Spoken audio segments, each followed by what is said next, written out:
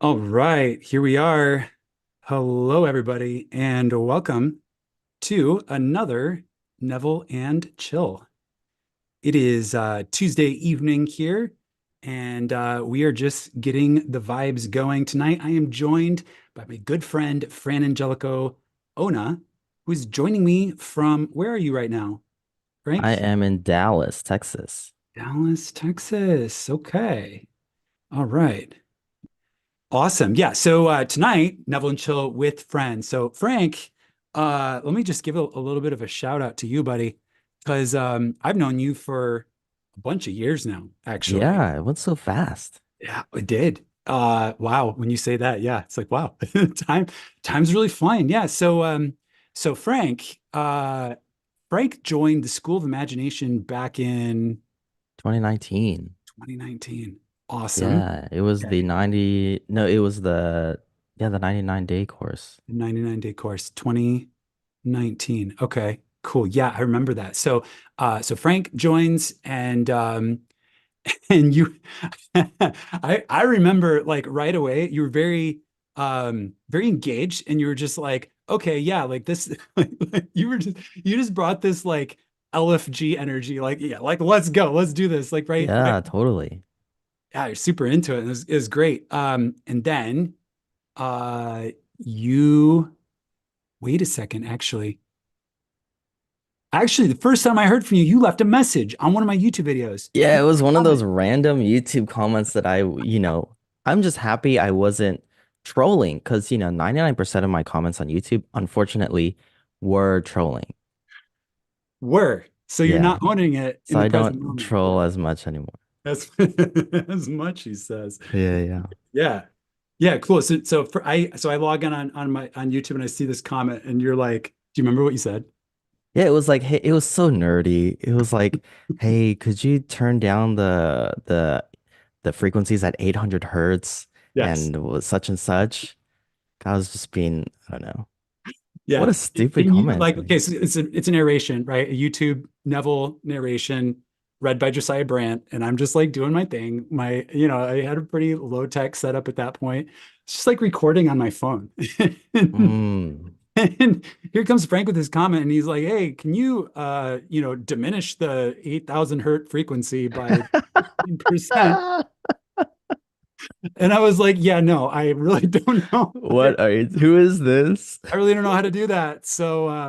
But if you do, right? So that's my thought. I was like, well, if you do. Mm-hmm. So I remember I found your email address by like YouTube stalking you. So like went to your Oh, page, went to your nice. about, found your email address, and then I sent you an email. I was like, hey, if you know how to do this stuff, like for real, then I could use your help because I'm just reading these reading. And so you were like, yeah, I'll start to edit your your narrations. So you taught me how to use the upgraded software. Mm-hmm. You bought me a microphone Yeah, and then and and like an interface. an interface, a whole setup. And you're Yeah, like, here, just what's your address? I'm like, what? And then like here it comes. This whole setup. Like if you're gonna do it, like you got to do it right. So yeah. he donates a microphone with the interface, everything else, shows me how to set it up, and then starts. He's now my audio editor. So or at least was for a while. I'm now using Yeah, a different setup now, but yeah. like a lot of the videos published in 2019, 2020, and 2021, Mm-hmm. uh, you edited Mm-hmm. and optimized and Yeah. gave like this really awesome. So I remember telling you, I was like, hey, I want it to sound really good in the car. This is Is that 2019. what you said? Okay. I probably was like, Sound really sure, whatever. because this is pre-pandemic. So a lot of people were telling me, hey, I listened to you to and from work. Mm-hmm. Like you're how I start my day to get in the state, get in the vibe, Mm-hmm. feeling the wish fulfilled. I've listened to Josiah Brandt reading Neville on the way to work. So I was like, I need this to sound really good in the car. And you're like, yeah, okay. Yeah, that's And you awesome. yeah, and you'd send me the like the edited recordings and I'd take them out Hmm. to the car and I'd play them. I'd be like, Oh, really? yeah, I had to test Nice. it out, right? Yeah. Quality assurance, right? That's how you test if the mix for like a music project is good. People Yeah. will take it to the car, and if it sounds good there, it probably Oh, sounds good everywhere. yeah, that's a really good point. Yeah. Yeah, if it sounds good in the car, it sounds good everywhere. That's great. All right, let me take a look at YouTube and see how we're doing. Hello. Oh, okay. So we got now here Mike. Mike is one of our channel members. He's back. He says hello and gives us some emojis there. Got a neighbor, Clara, watching from Cambridge, Massachusetts. Hello, neighbor. Nice. Sort of. I'm like north of there, but still, you're in my state. So hello, nice to see you. We've got Helena, um, also a channel member, and she says, "Such a generous spirit. I love that friend connection y'all have." Aw, Frank. Thanks, Helena. It's nice. Nice vibes. That's good. Yeah. Good stuff. Okay, so Frank, you sent me a message. And by the way, guys, this is Neville and Chill, right? So this is we're just vibing tonight and we're just gonna have some fun and have some very interesting conversations that are gonna kind of go into the beyond. But just to start and like kind of keep it chill, we're gonna work towards that. Frank, you sent me you sent me a message the other day and Hmm. you're like, hey, I think I need to get a typewriter. Oh, yeah. It's so interesting. Tell me about the typewriter. It's actually becoming more real like every day. And it's like Yeah. you see the technology that we're growing up with, and it's now almost inescapable where the information that we're consuming or creating is being fed to wherever these secret servers are. Like Mm, whatever is like feeding the different AI projects, yeah. it's like no matter where we type it, it seems like we're giving it away. And so like if Mm, I wanted to send you a letter or an email, if I don't want someone to read it or have access to it, the only way seems like to handwrite it or use a typewriter. oh yeah. Yeah. So when you I have that like opens up a whole world right there. So but when you sent that to me, I got this strong urge to just Amazon Prime you a typewriter. So I Really? found this mint green typewriter and I was Uh-huh. gonna send it to you, but like the reason why I held like I was just gonna just randomly out of the blue, you just have a typewriter. Well, I That's would have had funny. to ask you for your address though, because it changed since the last time I sent you Yeah, something. it did change. But I was just gonna That's like cool. surprise you with the typewriter. And the reason I didn't Hmm. is because I had questions like we hadn't really talked about why. Like it was gonna be more of a joke than anything else. But like I Hmm. didn't know if you already had one or if like you went Mm-mm. out and bought one, right? So Mm-mm. like I just like I had all these questions and then I knew that if I like the surprise would be ruined if I was like, hey, did you buy a like it would have completely shifted the moment. So I did not buy you a typewriter. But there's something Cool. else that I think I'm gonna buy for you. All right. That I had the idea earlier when I knew we were going to be talking. I was like, I wonder if Frank knows what a shakti mat is. Actually, you described it on the last Neville and Chill, I think, He and did. I've never heard of it or seen one. All right, And you Frank. said it has needles or what? Yeah, spikes. The Spikes. spike mat. What is that? Yeah. Okay. So Is that like stuff on National Geographic, like people that lay down on that and stuff? yeah, well, it's a little more chill than that, right? It's really Okay. it's no big deal. It sounds intense. And for some people, I mean, for me, the first time I laid down, I was like, whoa. Now Wow. it's like it's no big deal, meaning like the I love it. I Hmm. love it, but it's not like, a big deal. Does that make sense? Right? Yeah, yeah. Yeah. That's awesome. I'm gonna buy you a Spike Mat. I'm gonna buy you Oh, a all Shakti right. Mat, Frank. So That's I'll get your cool. address. I'm gonna send it to you. Yeah. So Thank you. I talk about the Shakti Mats a lot, like just so I Hmm. just have to like, be clear. I have no commercial relationship with Shakti It's Mat. cool. It's all good. I just love it. So like I just Totally. and it's changed my life. Wow. Because okay, so Spike Mat, right? So it's this mat that's the size of an average person's back Mm-hmm. and has these little circular discs on it with these little like spikes, sort of like they're Mm-hmm. it's these sharp points. And each disc probably has like 12 sharp points, and there's probably Mm. like 150 discs on this mat. They're Wow. like that big, these little discs. Oh, I see. So you lay on it, and I have a pillow too, that goes under the neck so that I can like lay and then have my neck, because there's like that little part of the neck. Yeah. And then it gets up into like the back of the scalp also, Wow. and then into the neck. So the idea is similar, not the same, but similar to like a cold plunge or a cold Mm-hmm. shower, like doing things that make you uncomfortable, understanding that you're training your body to find comfort in discomfort, Mm-hmm. and then also understanding that that unlocks upgrades for your life. Because if you can learn to find peace at your edge, Mm. in a place of discomfort, like we're not inflicting unhealthy pain on ourselves, we're finding Mm-hmm. healthy discomfort, right? So it's like Mm-hmm. finding that edge and then learning to dwell and exist on that edge, Yeah. finding comfort in the discomfort, that it unlocks, it levels up. So that's a Interesting. part of it. The other part of it is that it's acupressure points, like, and then in your back is filled with them. Mm-hmm. Back has all these meridians, energetic meridians, like in the traditional Chinese medicine sense, and Mm-hmm. then also all these major muscle groups.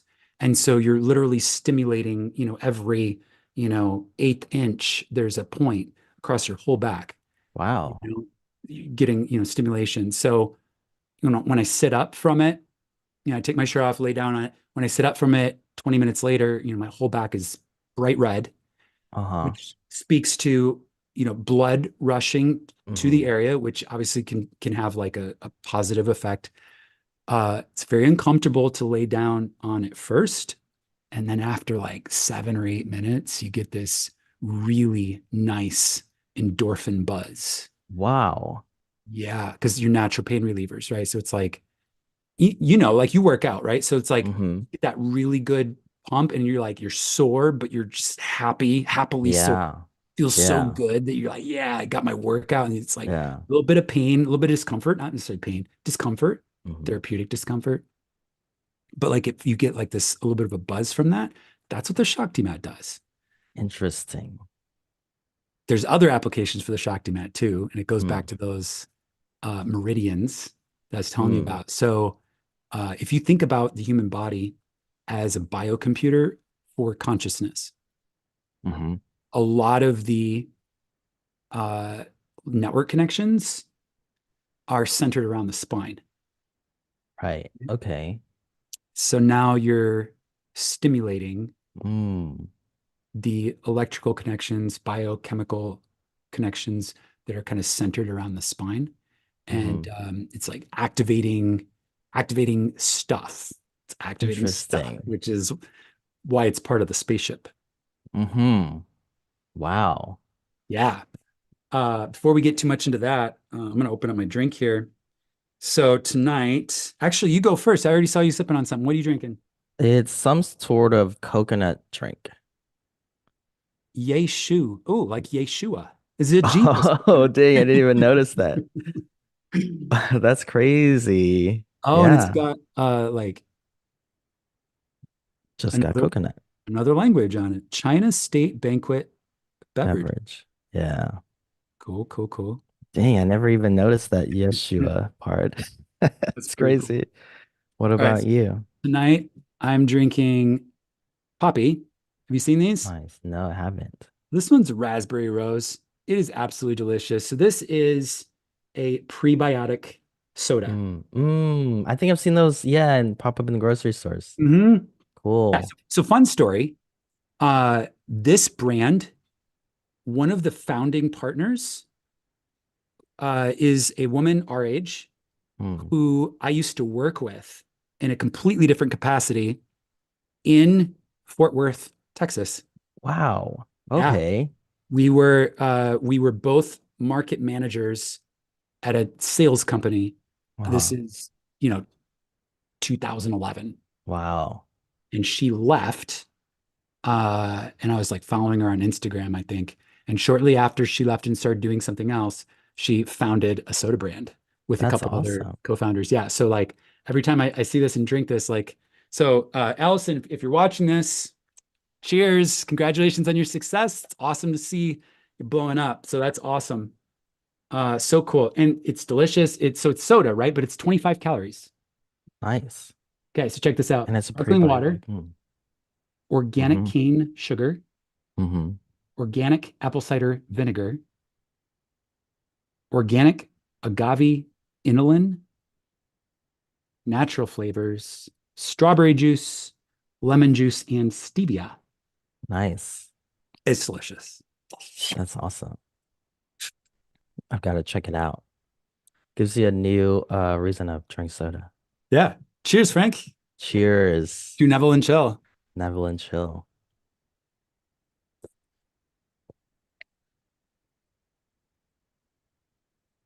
Oh, it's light. Got a little bit of depth to the flavor profile because of the apple cider vinegar, Mm-hmm. but it's like a very gentle apple cider vinegar. A lot of times I put apple cider vinegar just a little bit in my water first thing in the morning, like when I'm like drinking a glass of water. So like I'm Yeah. familiar with the taste, like I sense that it's there, but it's very light. And of course it's bubbly. And the flavor is called raspberry rose. It doesn't say that it has a rose in it, but I taste a rose. So Right on. yeah, good That's stuff. cool. Very cool. Mm, okay, cool. So, Shakti Mat. So So it helps you so can I ask you a question on that? yeah, My question is when, for example, in the New Testament it says go into your closet, shut the door. How does the having a Shakti mat fit into like closing the senses or shutting down the senses? oh, Frank, bringing the questions. I love it. Yes. Okay. Great question. Great Hmm. question.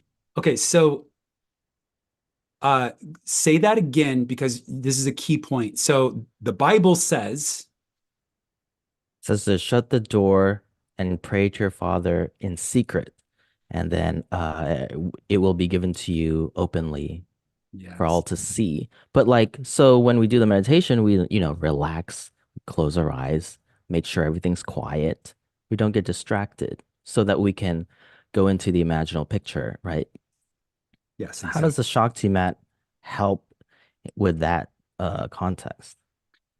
Yes. So in my experience, the Shakti mat helps me get very much grounded into my body because of the initial discomfort. So like right away, like I really find myself pulled into my physicality. And then, like I was telling you about 7 or 8 minutes in, I mean, it depends, right? On the person. For me, it's 7 or 8 minutes, 7 to 10, we'll say. When that endorphin buzz starts to kick in, I find that all of my tension in my body, all of my muscles completely relax. And Hmm. I feel like everything opens.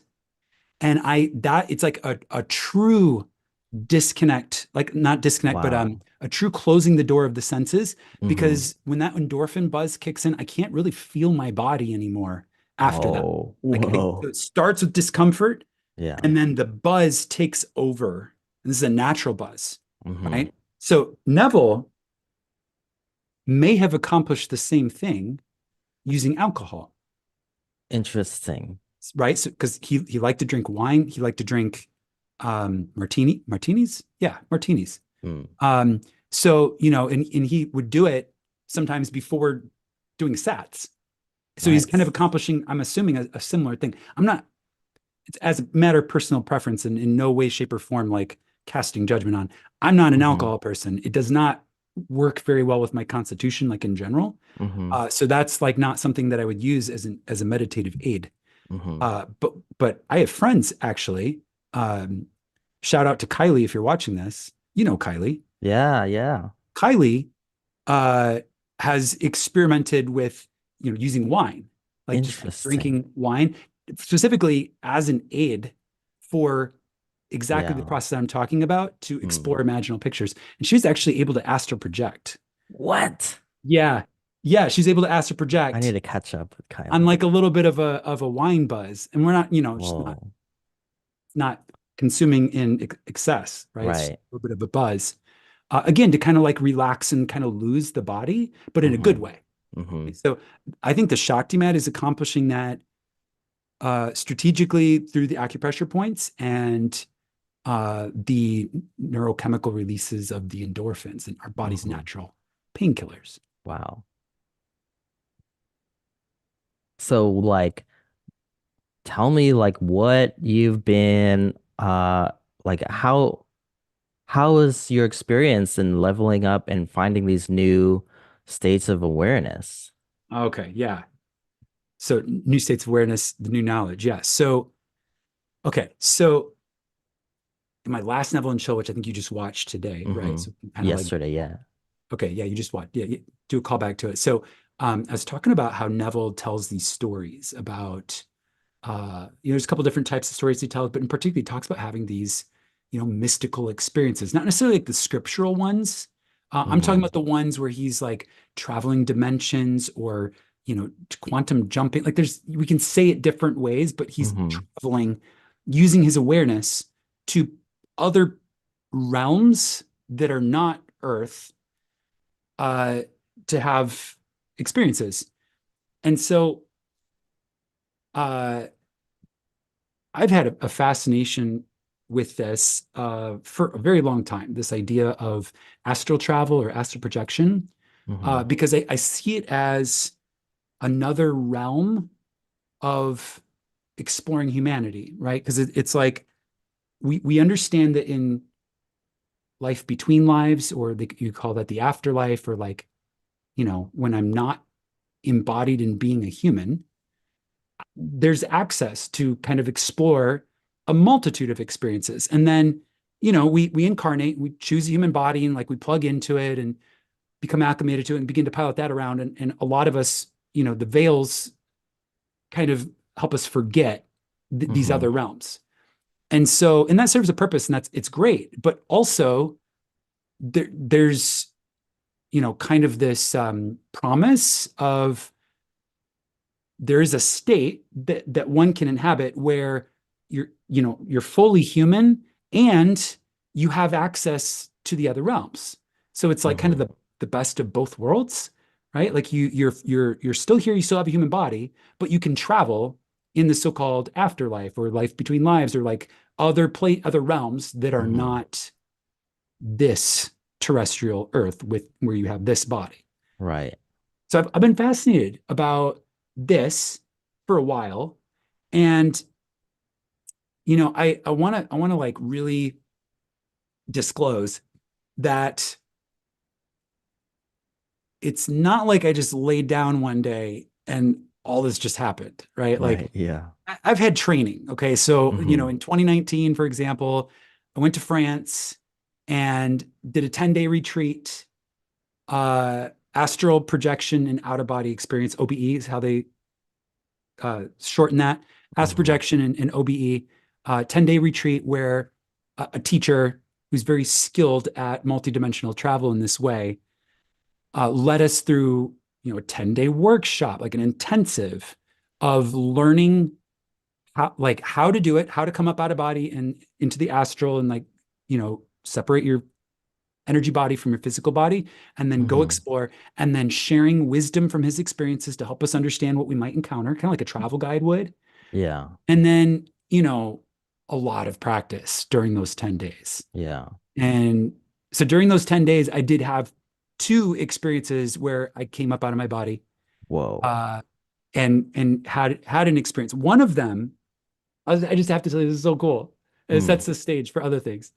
One of them, okay, so astral projection OBE retreat in the Pyrenees Mountains of France, this ancient monastery, like built of rock. It's a really cool location.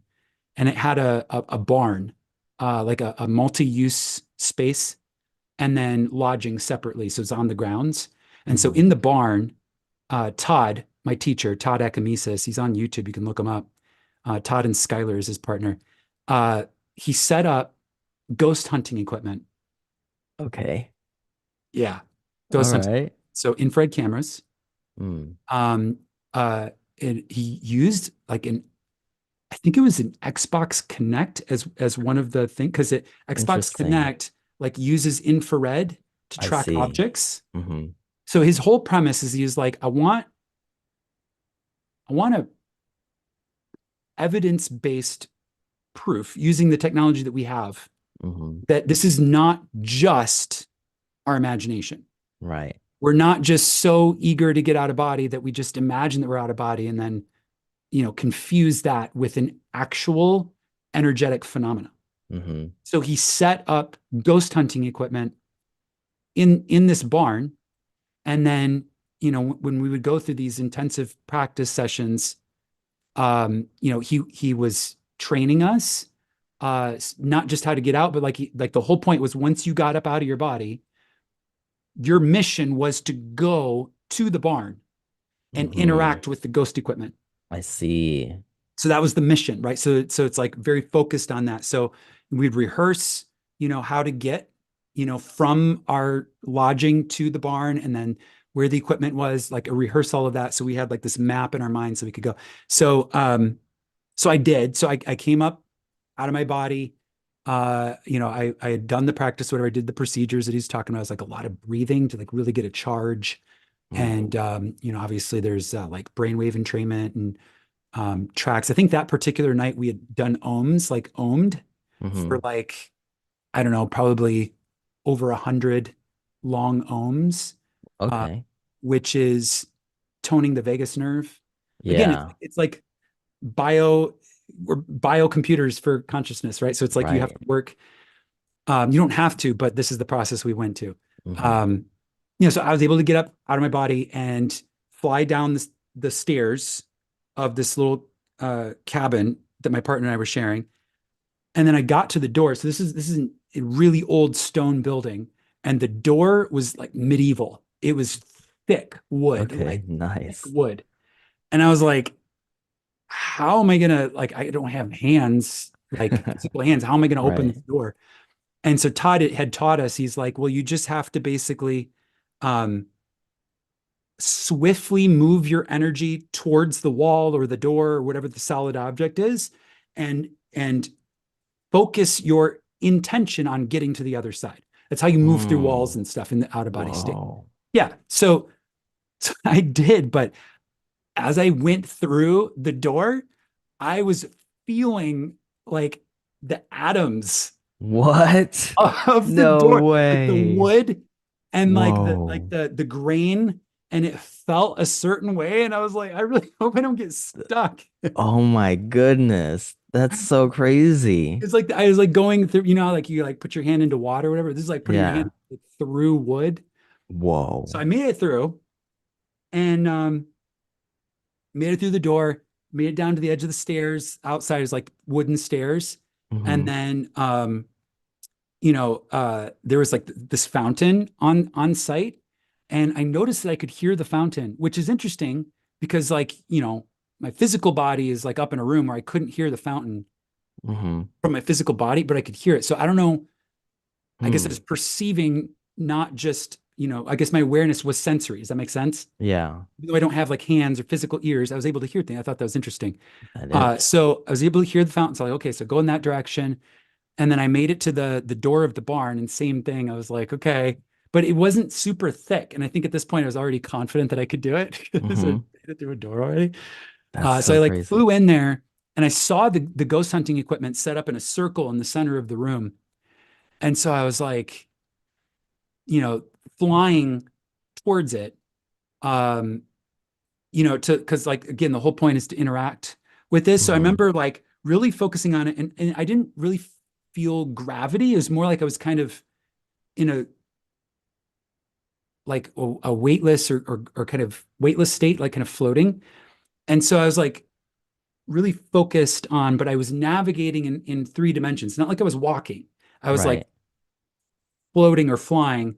Yeah. And so I'm like reaching for it. And I remember there's like this red glowing light on one of the pieces of equipment that was on. And so I was like really setting my intention and like trying to fly towards it. There's a different Mm-hmm. sense of how to move. And so I'm like Interesting. focusing on it. And I remember I was able to get in the vicinity of it, but I started to kind of lose um like it became more difficult to like really move in a straight line. I felt like I was just kind of Interesting. like floating. So Wow. I just did the best I could. And then my body back on my bed, back in the lodging, down the stone stairs, past, the fountain, through the door, right? Um, heard a noise Mm. and it startled my body. And so it was like this, my energy Whoa. was sucked like Whoa. aggressively from where I was back into my physical body. And I was like, Aggressively.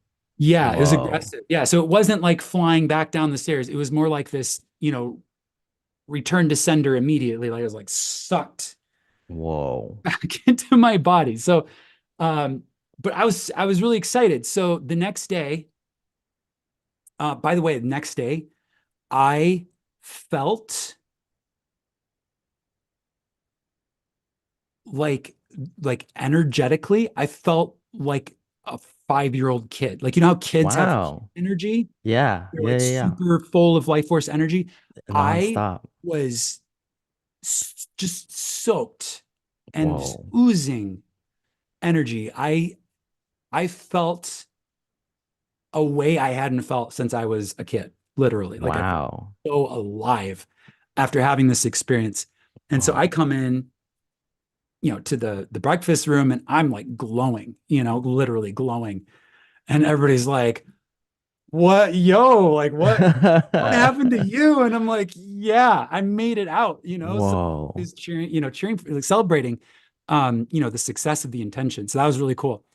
So later on, Todd pulls up the footage and of the ghost hunting equipment. And I wasn't the only one that made it out of body. I had a rough Mm-hmm. idea of the time stamp Mm-hmm. of where in the meditation I had made it out. So Mm-hmm. I was able to tell him like, oh, it was around this time with like maybe a 20-minute window or something like that. So he's like, scanning the very quick, like going through the footage, scrubbing, I guess, to Mm-hmm. try to find it. But I wasn't the only one. So there was definitely EM activity recorded.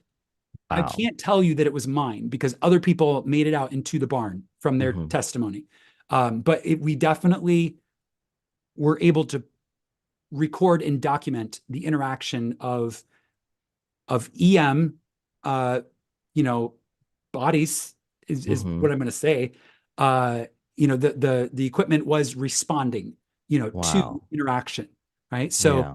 and we're up in the mountains, so like if it, it's like I don't know what else would be causing, right? Yeah, but Right. to be as evidence based as possible, and obviously there's it's not a pure scientific thing, but we were just doing our best, using the equipment we Mm-hmm. had, and but it's really cool to like have that. So it was like That's a, so a interesting. fun story to tell and a fun memory to relive. But the bottom line is like, it's this prefaces everything that we talk about afterwards, right? So it's like Mm-hmm. I've had training and I've been able to do this before. When I came back, I came back, excited about it. Um, and I also came back with a light-based brainwave entrainment machine called Pandora Star, which is the invention Hmm. of Todd Acamesis. Hmm. And so I began to practice with that, which entrains brainwave states by stroboscopic LEDs. So it's like a flickering light. It's basically like a brain. Like Hmm. if there's a movie about like hypnotizing or like brainwashing somebody, this is the device they use. Okay. So it's, Nice. you have to use it with care because it's Yeah. it's like it's a serious thing. It's not a Wow. kid's toy. It's a serious thing. Right. Found that out the hard way. I had like a Hmm. really intense experience, and I came out of that and I told my partner, I was like, this is not a toy. And she was like, Whoa. you thought it was a toy? And I was like, no, but I can tell you for sure it is not a toy. And she was like, Yeah, but still. Okay. That's funny. Not a toy. Yeah. Yeah. So basically, so there's a history here, right? So when I came back, did it a couple times, I was able to get out of body once. Hmm. And then, life happens and I wasn't doing the whole procedure to like practice and set up, and launch and come back. So it had been a while. And then Shakti Mat. Okay. So Shakti Mm. Mat, um, my partner buys it, doesn't tell me, it just like shows up. And like one day I walk into the bedroom and it's like there's a Spike Mat laying on the floor. And I'm like, what Oh, is this? Like dang. I'd never seen anything like this before. And she like, picks like is like unboxing it. So she's like, oh, it comes to the pillow too. And I'm like, what? Whoa. Okay, so at first I just, laid down, very uncomfortable, and I was like, okay, it's kind of intense. And then over time, like just spending more time on it, I started to like it more and more and more. And then it became part of just a normal routine, Mm. just like enjoying the sensation Hmm. and using it to relax my back and just like a general wellness thing. Uh, the metaphysical experiences didn't start until I combined multiple things together, I see. including the Shakti mat. Yeah. Mm. Yeah, so it's not just the Shakti mat, it's training, the Shakti mat, and some other things. Hmm. Interesting. So, like with these out of body experiences and astral travel, I always had this like feel, or I would always have these thoughts of like, what's the point? Like, because Mm. I'm super like just way too pragmatic, Oh and yeah. I like boiling things down to like what helps me get what I want, Yeah. right? And so like, and I would speak to some friends who did astral travel or do, and I'm like, that's cool. But the fact that you came back with like this intense childlike energy, which is Mm. like supposed to be like nonstop, you know, uh, that kids like run around, you know, going crazy with, uh, that seems to be really, that's like super interesting because these days, with what I have manifested, requires very intentional, being very intentional and being very conscious of who I am now, who I want to be. And that's like almost 24/7. And it's like, whoa, I've never had to keep this up for so long. Mm. And so when you say that kid energy, I'm like, what? Well, like, that's very interesting. Yeah. So, like, when you, like, did you ever get that again? Like, did you ever experience that again? Not the same way I did in France. Hmm. Uh, Interesting. okay, hold on. I don't want to be quite that dismissive. So the okay, let me say it this way. The the France experience was a peak experience. Um, and I think part of the reason why it stands out in my mind as a peak experience is because it was so um unlike any, like I didn't have a historical reference other than saying, like a 5-year-old kid. Hmm. Like just, I felt probably the most alive I've ever felt, really. So again, peak experience. Uh I will say that now that I'm traveling in this way, um, every time I come back from a journey into these other realms of awareness, I come back with this excitement about being here on Earth Mm, right. and being me. And I come back with this excitement about like where the world is, uh, which has, depending on how you look at the world, like there's a lot that you could look at and be like, this isn't great. Like this kind of sucks, Mm. So it's like there's a lot, like obviously all depends on your state and like what you're looking for. Hmm. But I think it's kind of precious to be able to reintegrate on purpose, like come back on purpose and just like celebrate like the act of like going and having another realm experience. Okay, so it's like, like okay, so I'll use a very pragmatic example from yesterday. So I work from home, my partner works from home, and this has been the case since 2020. Okay, it's actually manifestation. She was commuting to work every day, and I started to imagine what would it be like if she was just home all the time, because that's what I wanted. I wanted more time with her. We get, I love her, right? So I want to be around her. So when when 2020 happened and, all that happened, and she got official remote status. And so for me, that was a manifestation complete, because that's exactly the Yeah. imaginal picture that I'd had. She's going to have full remote status and not have to go in anymore. Okay. So around each other all the time, like every day, working together. The space that I'm in right here, like this is half of the studio, and around the corner is the other half of the studio, and that's her work area. Okay. So we're Nice. sharing space all the time, and it's great. And yesterday, she made a decision to go to work, to the office, to go see her coworkers, and they were having a little party or whatever. And so she went. So she was gone all day, Mm. and that was different, right? So it's like switch it up. And so when she came back, both of us were super excited to see each other. Mm-hmm. It's like, Mm-hmm. oh. And so I realized, I was like, her being gone, even just that one time, like made me appreciate again in a fresh Mm-hmm. way, the fact that she doesn't go all the time, and that we get to share the space together most of the time. And she communicated the same thing to me. She's like, the office was cool and everything, but like, I really appreciate, being able to be home, and being Right. around you, and being able to work from home. And like, it's like, it kind of reminds. So I'm using that as an analogy to say that, when I'm human and I'm fully here and I'm living my life, like this, when I travel in this way, this is not about escaping anything. This is about integrating Mm-hmm. more parts of all that I am. Okay. So it's Mm-hmm.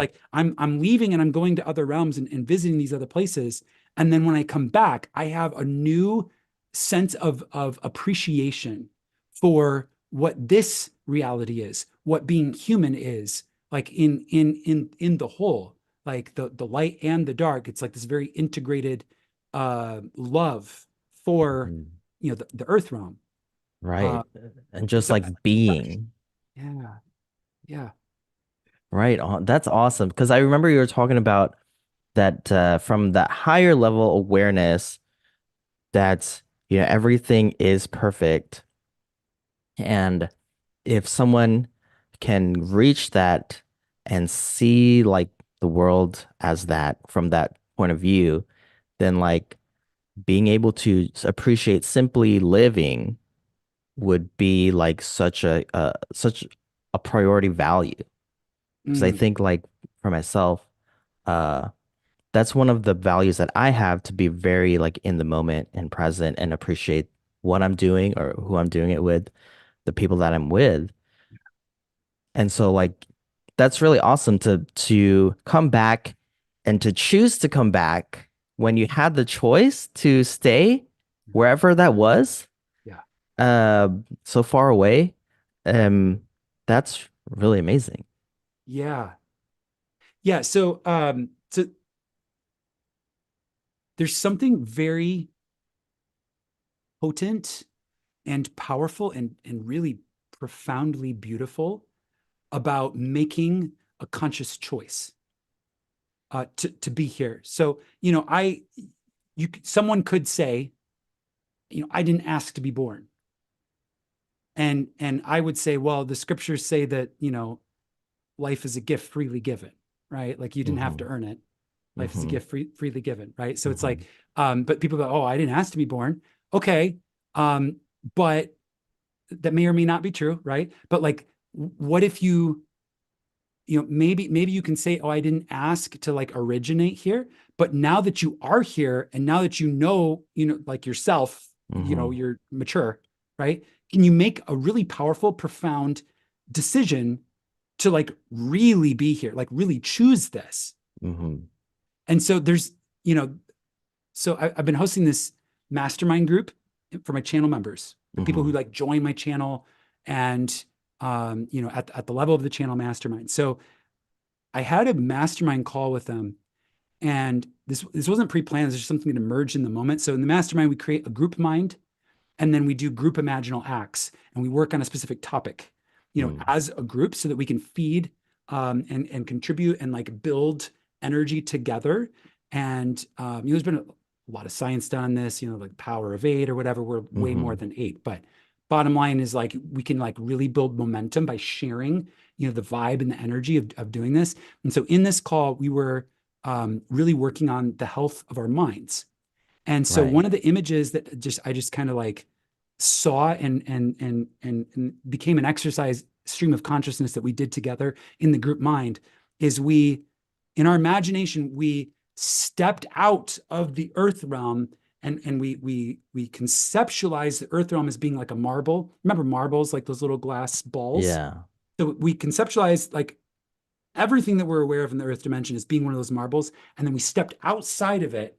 And then we noticed that there's like a line of these marbles. And these are like all the different experiences that we could choose to have in all the, like, let's say there's infinite universes and we could choose to be in any of them, because honestly, that's the truth. Like we could literally, we're consciousness, right? Right. So we stepped out and we saw this row of marbles.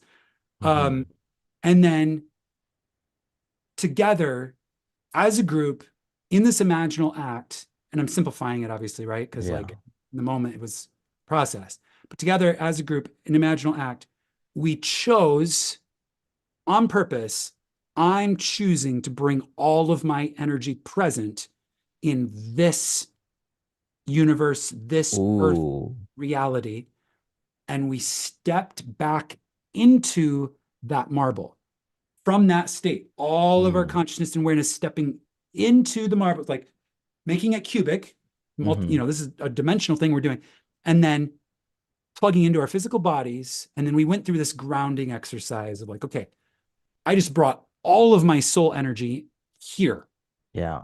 So like, okay, so like, let's, feel the bottom of our feet. Let's feel the top of our head. Let's like wiggle our fingers, like really like find our body again, because that was a thing that we just did. Wow. So I say all that to say that there's really something profoundly beautiful about making a choice to be here.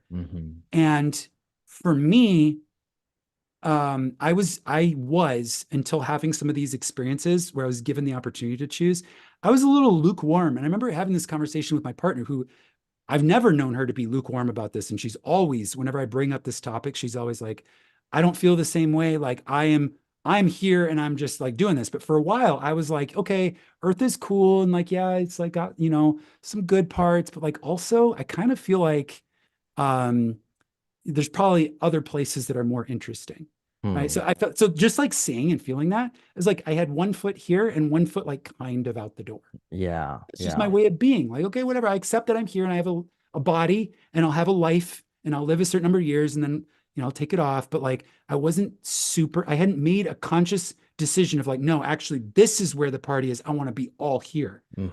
So we would talk about this and she was kind of reflecting back to me a different state, which is, she's in the state of like, no, I'm all in. I'm all in on this earth experience. So I kind of had that as a reference point. After having this experience of traveling to some of these realms and then making the choice to come back, I'm all the way in now, Frank. Like I'm so invested.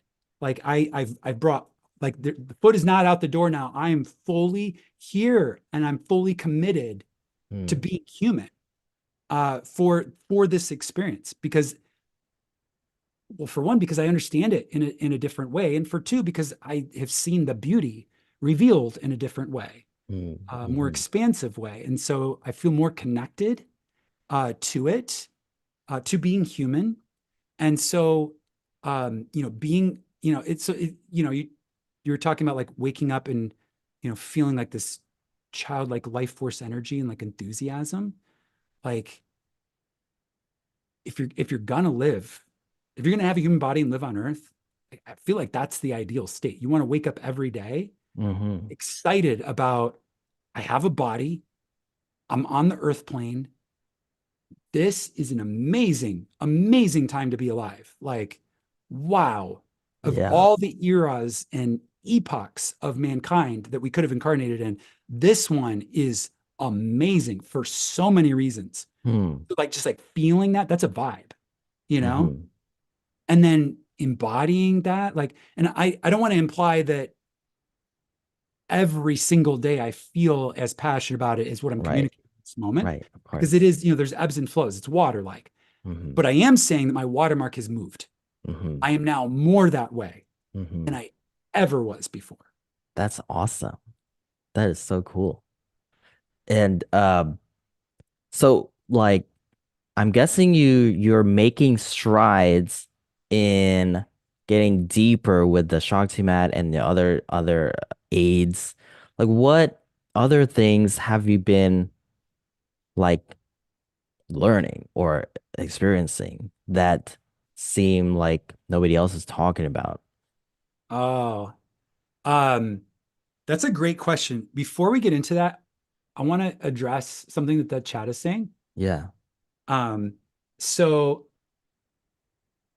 Helena is asking you a question. She says, Oh, this is a sorry. callback to something you said earlier. Are you saying you're you're maintaining the wish fulfilled constantly? I think it's a fantastic question, so I'm going to let you take that one. So the question was, oh, Frank, are you saying you are maintaining the wish fulfilled constantly? What wish fulfilled? Honest. Okay, so you had said, Josiah, you had said something about, um, somebody said something about this topic of maintaining the wish fulfilled. Oh, it's the power, keeping the power, not giving it away. That's the Mm, thing. yeah, I've manifested insane stuff where like I was like, oh, I needed like in 2019, I needed a job. So I manifested a job. And that was the first time I tested what Neville was teaching. And I was like, well, if this works, why do I need a job? Why don't I just manifest the money? So then I just manifested the money to come in with no job. And it yeah, was a lot, so much that I didn't know what to do with. But I gave my power away to the system. yeah, And when you mentioned on your last stream that we the power is always in us and yeah, not in the creation. yeah, And so I think when you said that, fortunately, like I was able to like make sure like what am I doing? Like where's my power? And where I am now is so amazing. And where I am now, you really helped me keep the power within me. And I think that has a lot to do with it. mm, yeah, yeah. So okay, so to Elena's question here in the chat, so maintaining the wish fulfilled constantly, really another way of saying that is keeping the power, like Hmm. like learning to hold continuously and consciously the power, like all the time. Hmm. So where would you like what is your experience like in real okay, so I know we like I talked about it, you saw it and like it kind of opened the concept, but where do you feel like you are with that? I am where everything that I do now, like I just have so much like okay, this is like a real deal, like where the rubber meets the road, so to speak, is like so yesterday I started cold calling again through this auto dialer. So I don't have to manually type in the numbers. It just has a list, it just dials. Whenever someone picks up, I say hello. Yeah. So I'm just chilling there. I started this. So I do this for real estate, but back in 2018, I started this with a mindset of just grinding it and like being and so one day I could like lord over people and tell everybody like I'm the best. I'm the most killer sales guy ever, right? And and looking back now, I saw that seep into my personality, like my personality everywhere. That's not good. So now that I'm a different person, I'm I'm doing that and I'm being diligent and disciplined and practicing and actually doing it with the conscious, with being conscious of who I am. And I never lose sight of it. So, like, obviously, to cold call all of these strangers, and, people are scared to do it because they feel like they're bothering them. But, I believe in myself and in my services. So, I'm looking for the right fit. Yeah. And so doing that, I leave the office with like a very like a healthy vibe, not like a a-hole vibe. So, and I do this, and I've been very like super careful because I Yeah. don't want to be that person anymore. Like I don't Yeah. want to go back to that type of person.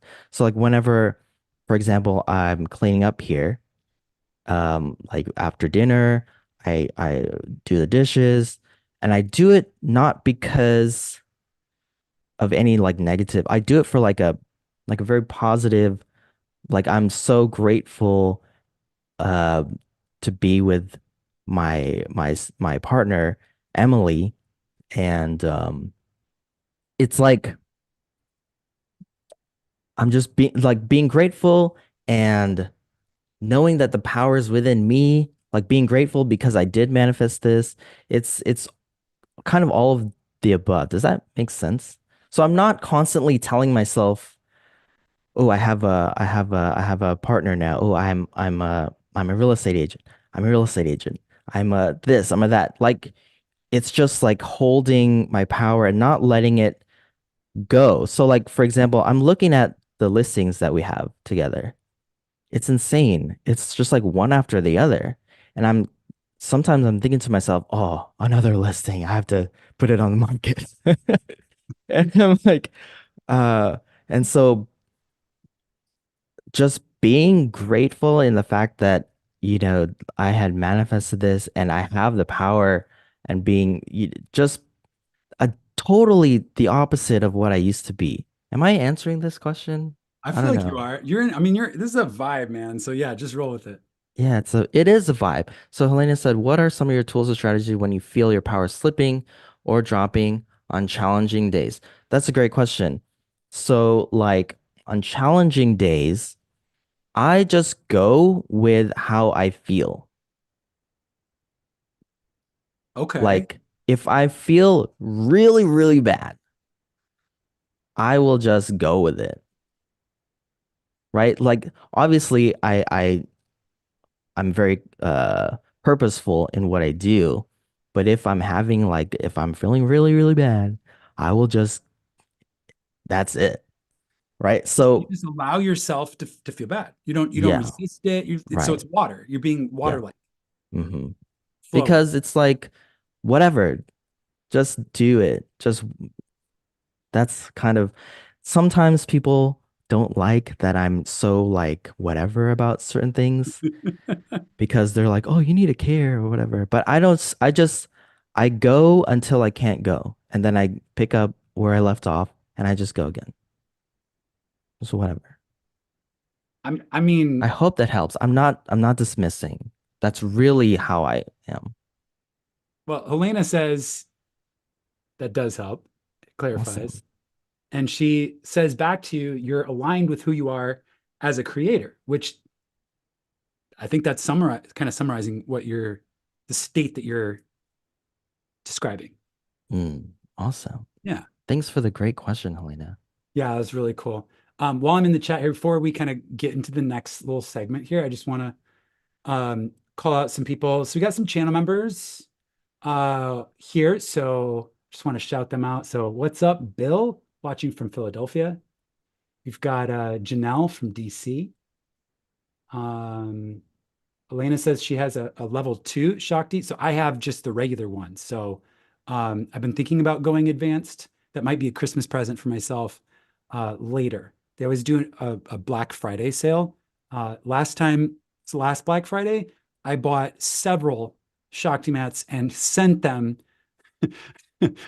randomly, like without notice or asking. I sent them to friends That's on awesome. like the Black Friday sale, and I've gotten really great feedback. So it makes a great gift. Um, Now here, Mike has the Shakti mat, has for a while. Janelle has both the pillow and the mat. Moon Buddy's here. Hello, Moon Buddy, frequent visitor to our live streams, and like really everything we do. Moon Buddy is a ride or die, always with us. Love it. Thank you for being with us. Um, Now, here, Mike, I don't drink often, but I've been surprised to find that my crown chakra opens up in a big way when I drink wine in a calm setting. So that's it. That's exactly, I feel like, Interesting. yeah, properly applied, right? Like use your wisdom, properly applied. I think that that is something that happens. Obviously, it's your experience. I think it can be that way for people that again apply it with wisdom and like in a calm setting, doing it with intention. It's a big part of it, doing it with intention. So yeah, definitely great contribution there. Um, Moon Buddy says, true space cadet at heart. Yeah. Uh, but back pain challenge with staying in my body. Yeah. So I think the Shakti mat, I would suggest you try a Shakti mat. Helping with grounding. Yeah. So like I said, laying on it, it's like sucks me into my body. And then I get this um, relief, which is quite beautiful. Stuck in a door frame forever. Oh, that would be, yeah, so, yeah, that would be a trip. Supernaturally stuck in a door frame. I mean, all things exist, right? Like, I hope nobody's stuck in a door frame. It's possible. That's funny. Elena with the jokes. The only quote Josiah will be remembered for. This is not a toy. That's amazing. Yes. Now here Mike says my clairvoyance has been in hyperdrive since that first mastermind. Yeah, yeah, yeah. We unlocked something there, and I appreciate you saying that because that's a manifestation. Because was, setting a conscious intention. I want people. I was seeing people as living into the end of people in the mastermind having profound shifts and expansive experiences. Frank, I'm going to invite you to our next mastermind call. Get you Awesome. Zoom links you can Thank you. hop on. Yeah. But yeah, so that's awesome, and also appreciate you coming back and reporting that. Uh, we covered those from Tampa. Samantha Foster, another channel member. Hello, welcome. Was in an NLP coaching class. Fantastic. That's cool. That's really cool. I love all these things that help develop our awareness. Okay. Um, very cool. All right, so let's you got some time, Frank? Because I was like, oh, this will probably be like an hour. Yeah, we're already well over an hour. Like, you got some time? Yeah. How we doing? Yeah, I do. Okay, let's go a little further then. All right, here's the test. If you're watching this live stream and you want us to continue this conversation, go ahead and tap that thumbs up button. Mhm. Go ahead and tap it. Let us know that you're here for it. You want us to keep going. While we're waiting for those thumbs ups, if they're coming, I believe they are. Jackie has a question for you, Frank. She says, Mm. "What event or circumstance initially solidified your belief, your power?" It was over time. Sorry, thank you for the question, Jackie. It was over time that I would prove to myself over and over that I can do like I can manifest things. Oh yeah, And evidence. yeah, and so like on my channel, I would make like these videos like what I manifested here and there. But there are so many that sometimes I can't even talk about them. But I over time it's through doing the same thing over and over again. Like I used to have on my calendar the meditation reminders, and I would do them over and over and over. And so that's how I got to the point where I am now. And you know, so it was over time that I would see myself having success after success. So what I hear Thanks you for the question. saying, Frank, is consistency. It's like staying present, focusing on, and then systematic, doing the same thing, making it repeatable, doing the same thing over and over again. And Mhm. I relate to that also. I feel like that's the way to really build momentum and acceleration. Really anything, but I think it particularly applies to this. So like what initially solidified your belief was evidence. So one of the things that I suggest to people, and I've done it myself, although kind of like what Frank was saying, like now it's so much that it served its purpose. But like keep a journal of when you consciously notice that something, a picture that you did manifested, just write it down. The whole idea being that in moments where your faith is maybe a little bit shaky, you now have a reference that you can look at, and it's first person lived experience. It's not just Josiah telling you that it works, or Frank telling you that it works, or people online or YouTube or Neville telling you that it works. It's like, I had the evidence right here, like I did this. So like Mhm. having that is like a reference point can really help, and it can also go a long ways to solidifying your belief and your power. Yeah, really cool. Okay. Um, I see a bunch of thumbs up. Thank you, everybody, for that. Helps the stream out, helps us get surfaced in the algo so that people can find this awesome conversation. Frank, thank you so much for Thank being you. with me here and agreeing to do Absolutely. this. I'm excited. I'm excited. Okay, so let's go a little deeper. So you had this amazing question. I just want to make sure we got to the chat before we went into it. So Hmm. Early Jones says, what is the best technique for manifesting a lot of money? So uh, at the end of my last Neville and Chill, which was a week ago, I gave that answer um, early. So I just wanted to shout that out and let you know, like you can just skip towards the end. It's one of the last things I talk about in that video, even though the whole video is gold. But if that's like your topic, it has been addressed, and that's what I suggest doing. Okay, let's go a little bit deeper. So you said in my travels, what have I seen or experienced and brought back that I feel like isn't being talked about a lot, like that like would really bring some value? Okay, so um, I want to put a little bit of this into context. So um, when I journey in this way, when I travel in this way, uh, I'm entering this realm of really pure awareness, and there is a body. Okay, so you know how people, teachers, Neville and others talk about having a light body. Hmm. So I know that we have like an aura. I know that. Right. My partner has trained extensively in biofield tuning as a Mm. modality of healing.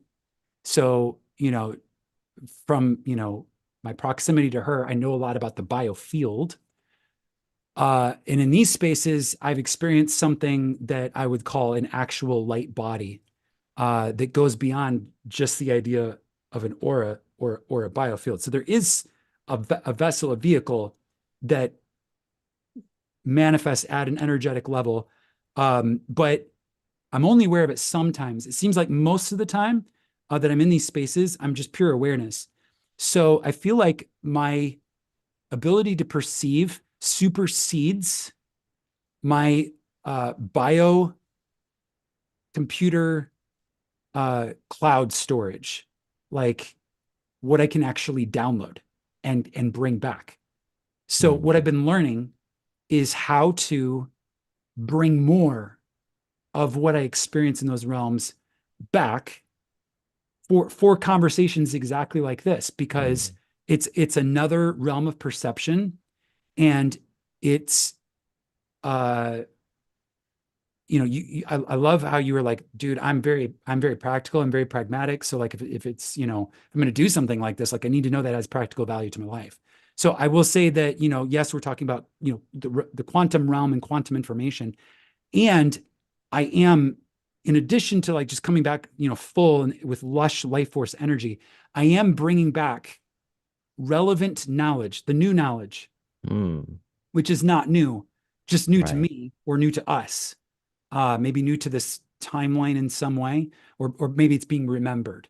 Okay, so Hmm. but like the new knowledge. So I'm bringing back, as a lot of people that travel in this way do, information that is very relevant to where we are and what's happening, and then also bringing back, experiencing, and then bringing back concepts that are unlocking levels of awareness. Okay. So, there's videos and podcasts and documentaries, like all this media of people talking about things like dimensions beyond, 3 and 4D, like 3 cubic in time, like dimensions beyond that, and like theories about how they work, and what the universe might be made of, and these really smart, intelligent physicists, that, and some of them old, some of them new, and all this, research, and quantum and quantum computing, and like all these things. And I have the gift of an active intellect. So like I'm curious about things and I want to understand things. And experientially, all of that stuff feels like when I'm just in my normal state, all of it just feels like theory. Mm-hmm. And it can be it can feel like, that makes sense, or that's really cool. Like there can be some sort of like dopamine reward of like understanding a big idea, that type of thing. Right. But it's not experiential, meaning that like it's just a theory. Someone's just talking about it, and like maybe my mind is traveling with what they're saying, but I'm not like there, and it's happening to me, right? Right. So in these expanded states of consciousness, I'm there, and it's happening to me. Hmm. And sometimes it's like what other Earth humans are talking about, and other times it's very, very different. And other times I have had experiences that align with biblical scriptural Hmm. teachings on a whole different level of consciousness. Interesting. So,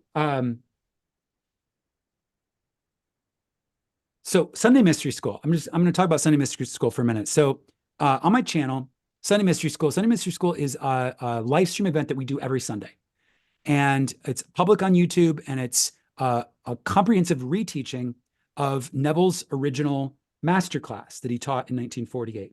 And we Mm-hmm. had the introduction on Easter Sunday of this year.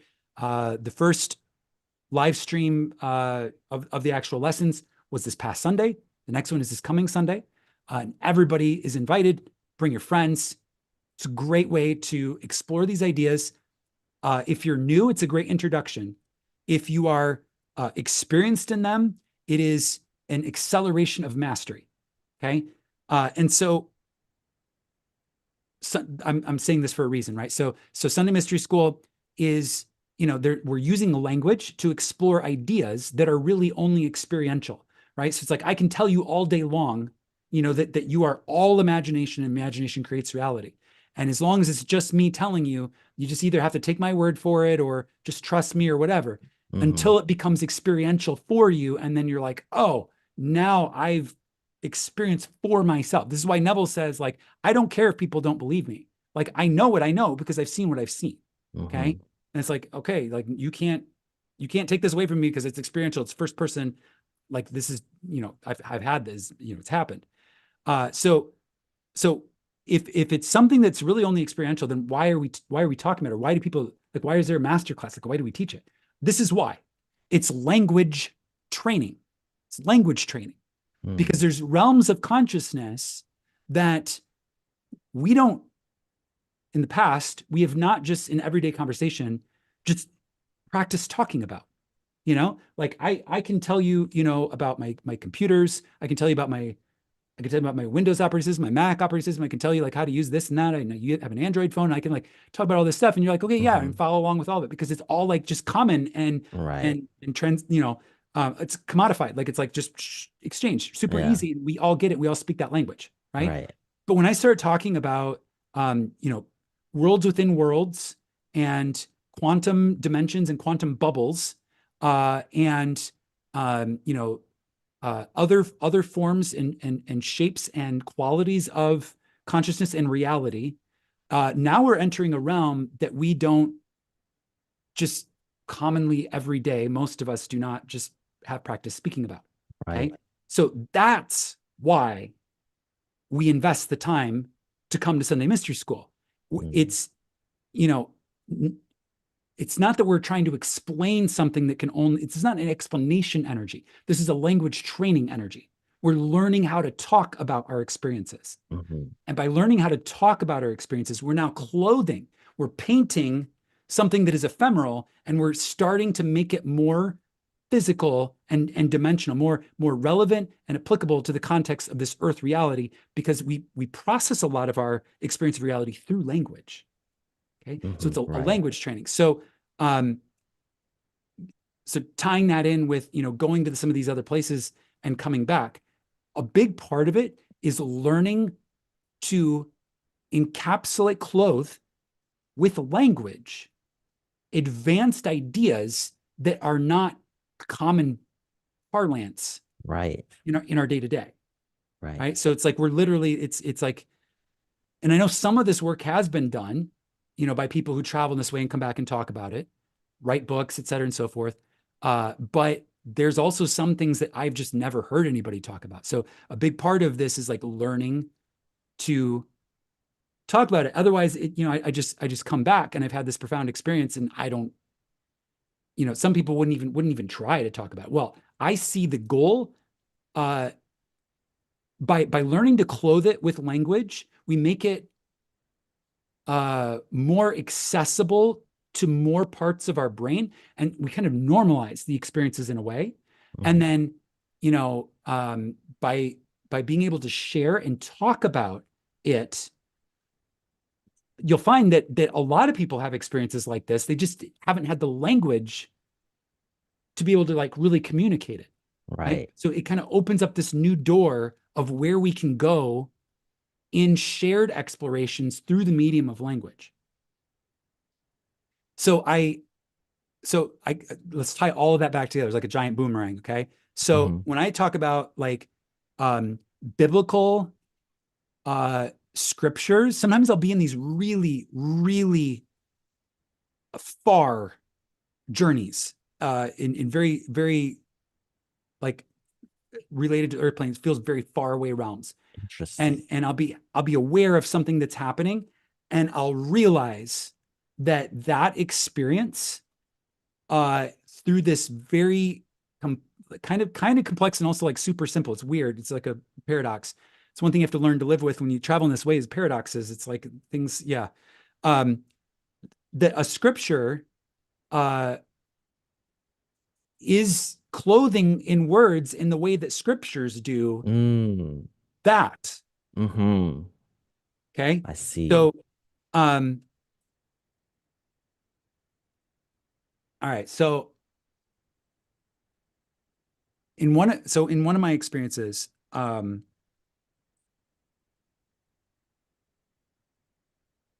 went so far, Hmm. Frank, that I had the choice of whether to come back or not. Okay. So um I got to this place where I was aware that if I didn't make a decision to come back to this reality, so this earth plane reality where my body, where this body is, if I didn't make a decision to come back here, and I was in this place where, you could call it, an afterlife, really, the afterlife, maybe. Hmm. Because in this place, there are, kind of like the marbles that we talked about. That's kind of what it looks like, but it's not a line of them. It's like a field of them. Interesting. Um, all these different realms. And but they do feel like little quantum bubbles. And so I was aware that if I so I was aware that these quantum bubbles become like alive in a cubic reality when I attach my attention and presence within them. Interesting. So like tunnel into it, I choose to be there, it becomes cubic, Wow. and now that's my reality. Okay. Whoa. So I had left this one and pulled my consciousness out of it to the point where I could look at it and see that it was just one of countless, Wow. near infinite other realities to choose from. And I got to this level in this trip where I became aware that if I did not make a conscious decision to go back to the one I had come from, I could attach my awareness to any other of these realities, and I would wake up there, and this reality here that I had been in would fade away like a dream. Whoa.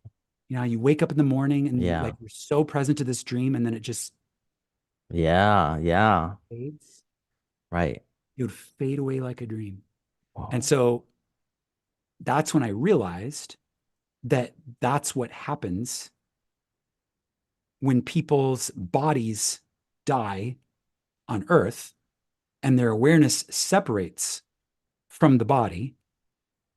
Their awareness can choose another realm and step into it, and this life can, the memory of this life can fade like a dream would fade.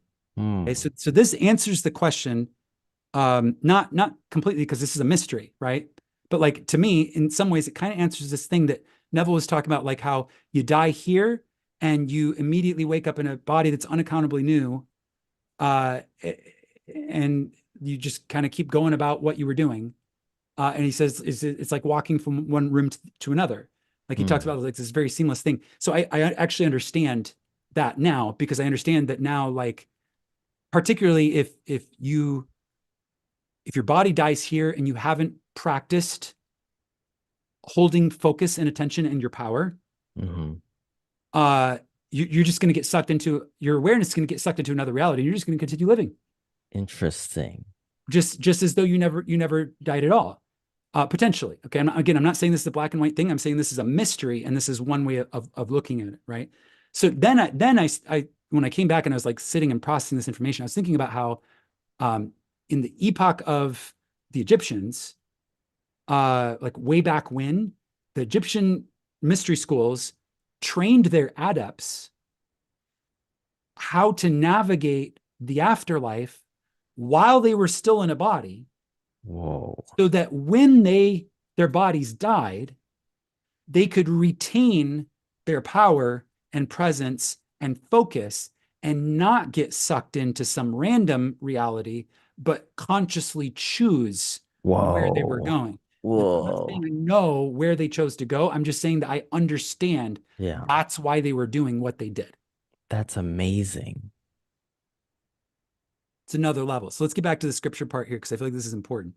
So I had this experience. I was so far away and I realized it would fade. And I was like, no, I I see all these other things that I could choose to be, and I want to go back.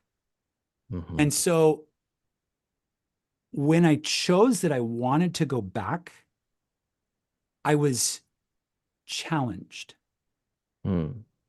uh, by another part of myself. And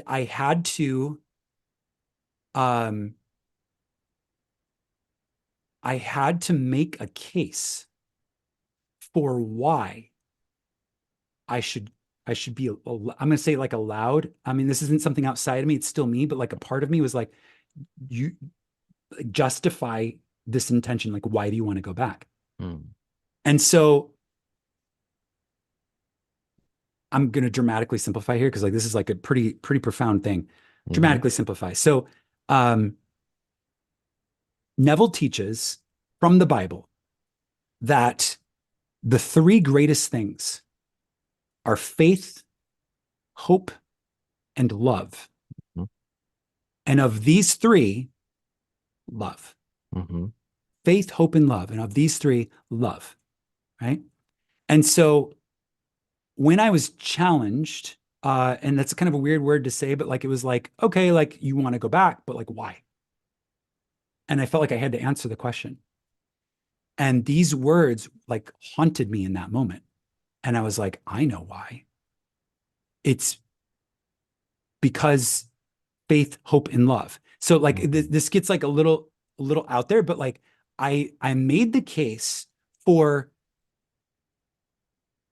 the purpose, like the reason why this world is my chosen world is because I exist in the states of faith, hope, and love. And of these three, love in Hmm. this world. Right? Hmm.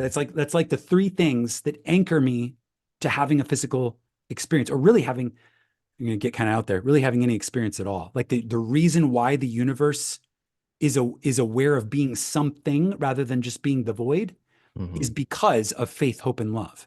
And of these three, love. Right? So love above all, and then faith and hope together with love. So like this is an example of the Bible, scriptures, and also Neville emphasizing these really advanced out there ideas. And then, you hear it in a normal, earthly context, and you're like, okay, yeah, faith, hope, and love. Those are three important things. And I'll take your word for it that they're really important. Hmm. And then I traveled really, really far, and I had to testify to faith, hope, and love in order Whoa. to get back. Wow.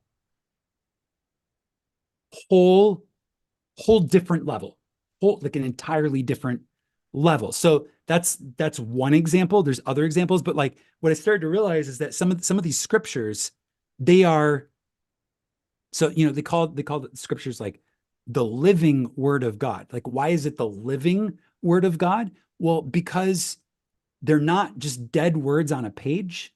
They actually shape shift in more dimensions than just the earthly dimension. Like Interesting. they're they're vibrating and they're alive and they're whole, and they like they're not their relevance is not limited to an earthly reality. They're relevant in the polyverse. You're Like, right.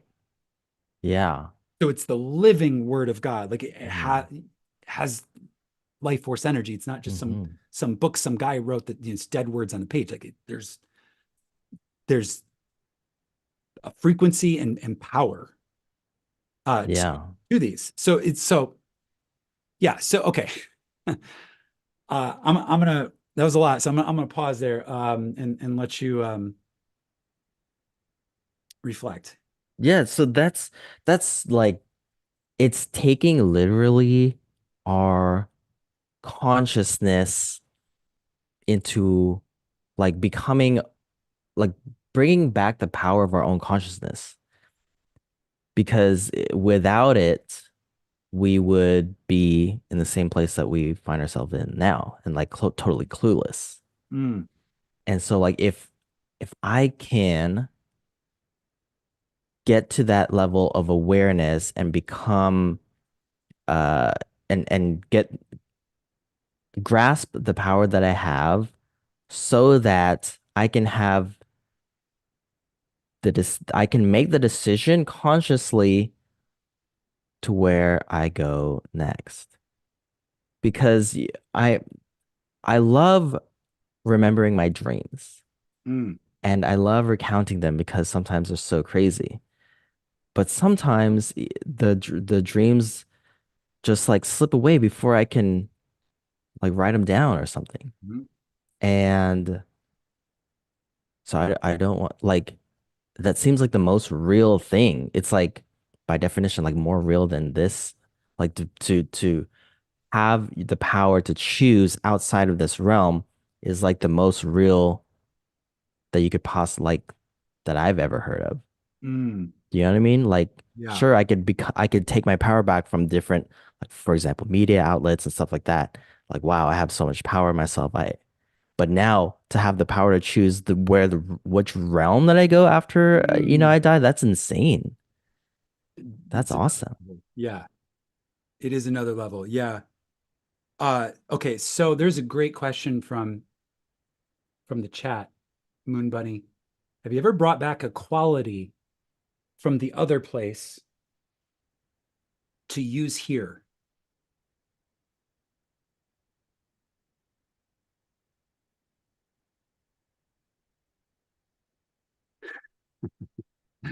This is amazing. What an awesome conversation. Cheers, everybody. It is Neville and Chill. We are keeping it real tonight. We are going deep. We are having a conversation that is kind of leaving the atmosphere of Earth a little bit here. We're kind of going out. We've talked about all kinds of stuff, shakti mats and holding our power, manifesting things, using auto dialers to call call real estate clients. That's Yeah, funny. all kinds of stuff here. So yeah, we are having quite an experience. We're just enjoying a Neville and chill vibe. Okay, so the question is, have you ever brought back a quality from another place to use here? So the answer is yes. And I'm procrastinating in answering because in the back of my mind, my wheels are turning, and I'm trying to think which story to tell, because the answer is quite a few things, a lot of things. Uh, so yes. So yeah. So like several things that I've brought back have been quality of life upgrades. So,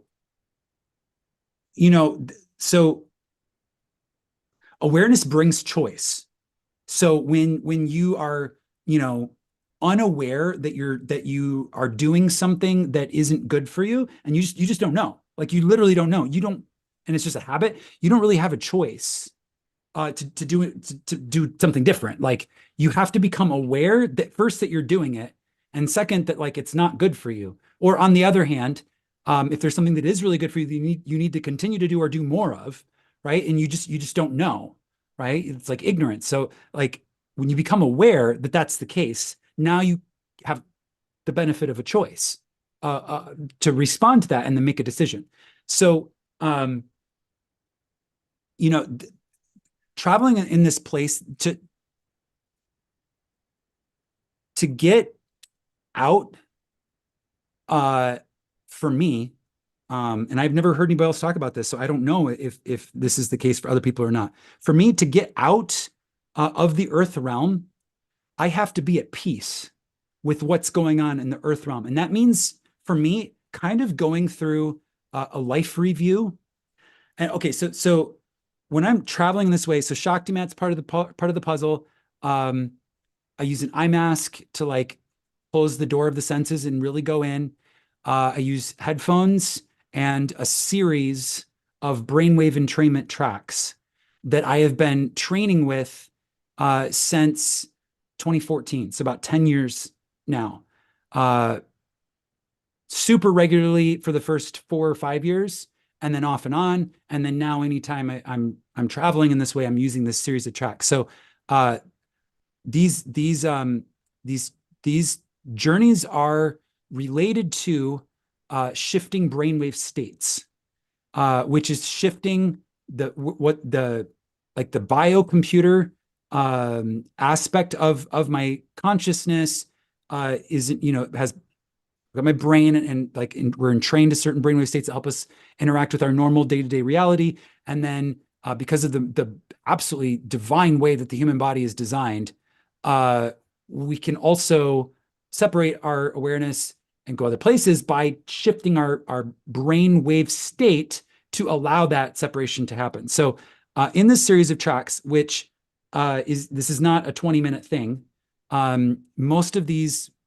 deep meditations are 4 hours for me. And I say that because the tracks alone, going through the series of them, takes 3 hours. And then I recently added a fourth 1 hour long track that is amazing. I'm so glad I found it and did it. So this is like a 4 hour journey, and then I come back, and then it takes me about an hour to like fully get back in my body. So there's like a day of the week where I clear my calendar after a certain time of day, and like it's just me time, and it's deep meditation time. Okay, so I just kind of wanted to set that as a stage. So in order to get out, I have to do a little bit of a life review, meaning that if there's something pressing in my awareness that like I'm ignoring or not paying attention to, or something, that I'm denying awareness of, it bubbles to the surface and I have to look at it. And like I have to kind of be at peace about like if I'm just saying as an example, because like it's not like I've actually had to face this, but like let's say that there was a misunderstanding or disagreement with my partner, and it felt like there's a rift that hadn't been solved. It'd be very difficult for me to travel in this way. I would have to make it right first. And I'm just saying, for me, this has just been my experience. I'm not saying that's the case for everybody. So in order to get out, I have to kind of go through what I'm calling a bit of a life review, and make sure that anything around me that I need to see is seen. So as a part of this process, and this is like where it's very helpful to have a deep sense of self-love and self-care, which I've nurtured and cultivated over years. I've learned to have deep love and self-care, because it's been a journey for me. But like I've gotten to the point now where I'm able to, go into a state of heart coherence. Frank knows about that. HBC, and that gives me like this presence in love, gratitude, and appreciation, which is the frequency with which you want to look at things that like maybe you don't really want to see, right? It's Mm. important that you see them, but sometimes we don't always want to see where we're missing the mark, or in the metaphysical sense, sinning. So I kind of have to go through that process. So I really have become aware of some things about my lifestyle, that now, because of my awareness, by going through this process, I've been able to make a new choice. So for example, I realized that um, I I had, like, through awareness, I became aware of the water that I interact with, so like drink, Mm. but just kind of like use in my life, like in general, like my relationship with water. Like who like thinks about water? Well, apparently I do now all the time, because I became really, really present to it in one of these meditations, and had a deep conversation with water. And maybe that sounds crazy, maybe that sounds normal and natural. I don't really care. I'm just trying to just like just speaking from experience. So like I really became aware of water. So like basically what water is telling me is how important it is that we um like basically respect our water. That makes sense. Mm. I think it makes sense. Have a respect for it, like not take it for granted, and also like use it in specific ways. So um water water told me that it is a form of memory.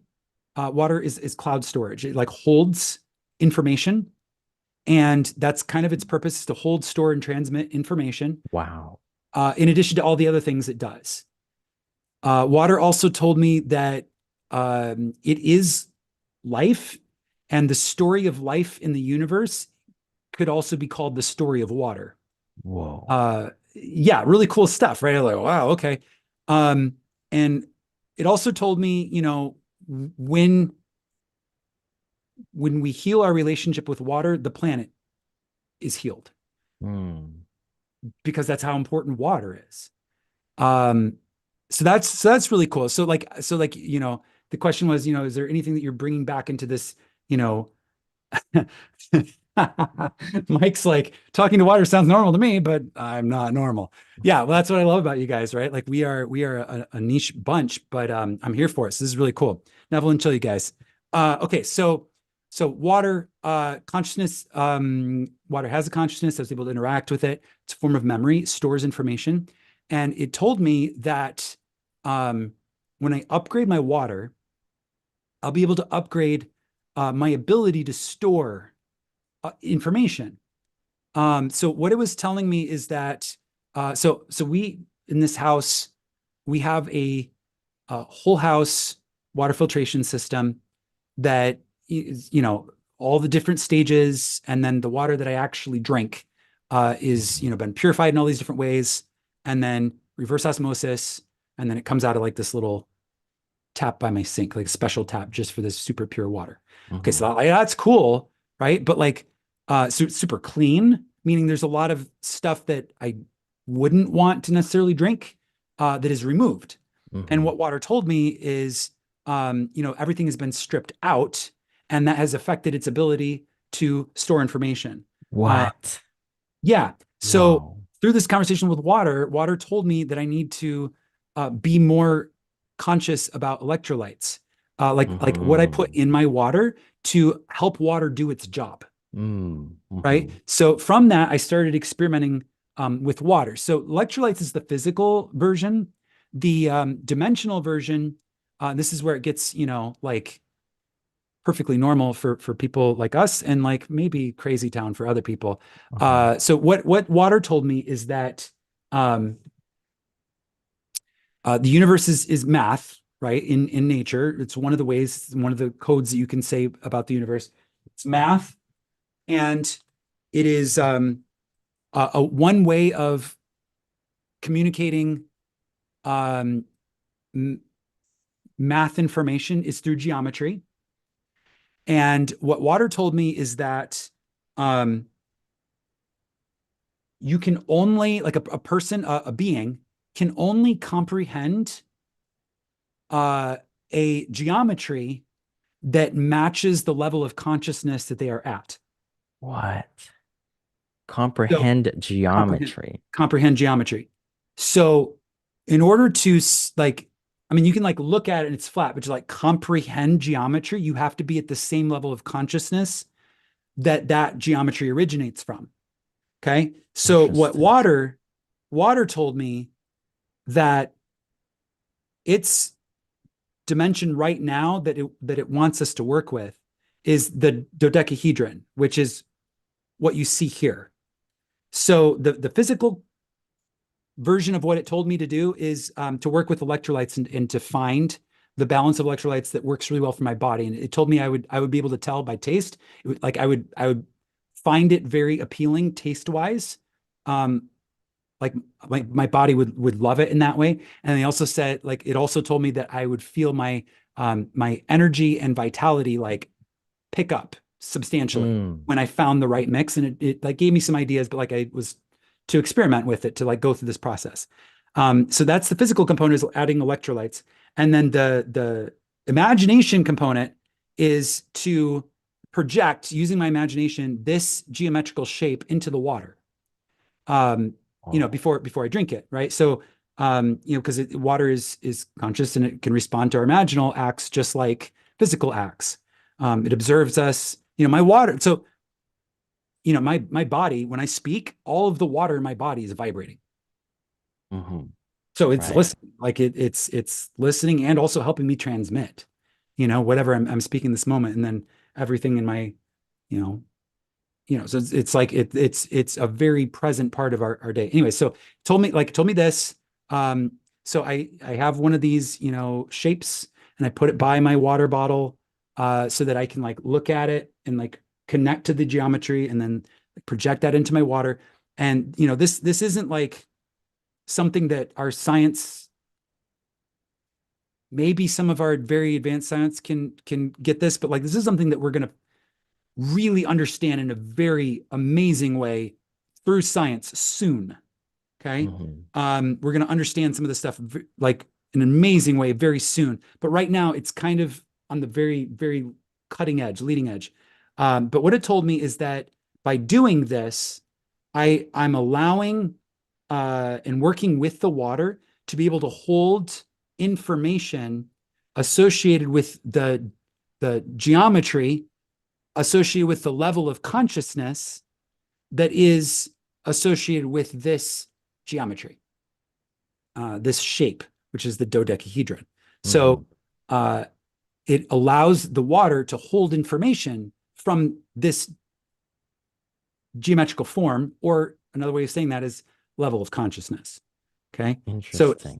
it told me that when I do this, uh, it enables the water to hold more information, like a greater volume of information, and then also higher frequency, like more advanced consciousness information. If that makes sense, Wow. right? So that's like a very practical thing. So prophecy was true.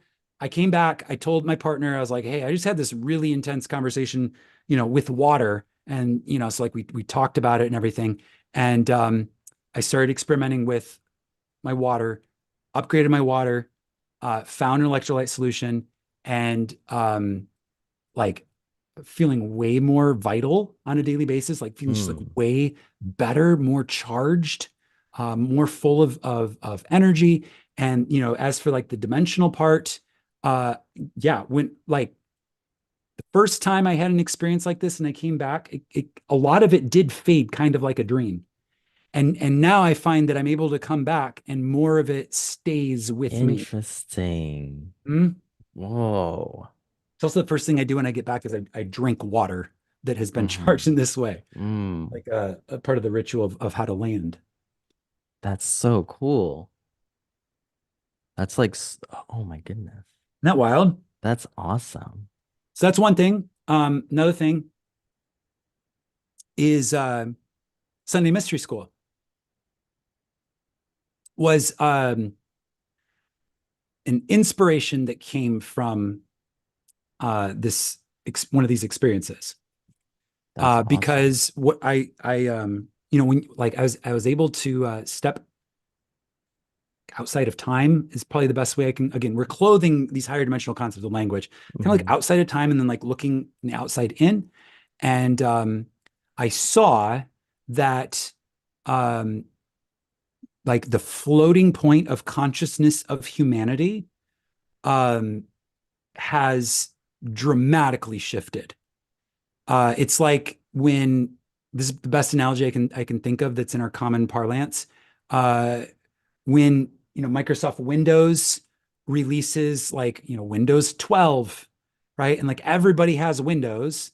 Um, and now 12 is released, and then over time, like sometimes it's like 3 to 6 months or whatever, people are getting prompts and then they're downloading and then it's updating and Hmm. installing. And so then like slowly but surely, like all of the computers of humankind slowly roll up to the next version of Windows. Hmm. Okay. So the new level of operating system of humankind has been released. And now the biocomputers of the individual humans are going through this download and install update process. So what I saw was that um,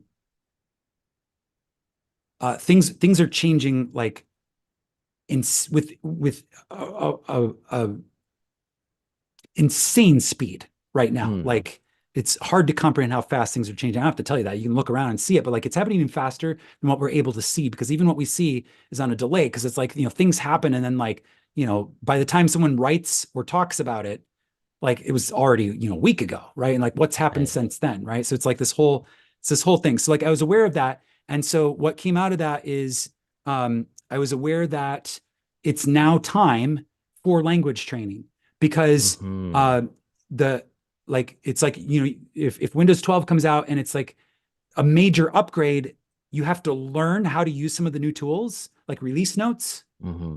Like when they get an update, like the update comes with the release notes. This is what changed. This is what you need to know.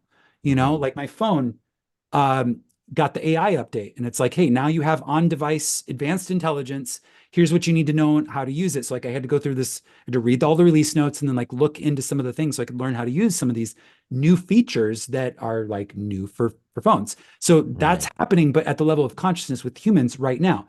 So what I saw was now's the time to do the release notes, which is basically language training, which is learning to talk about these new experiences that everyone is starting to come online to have.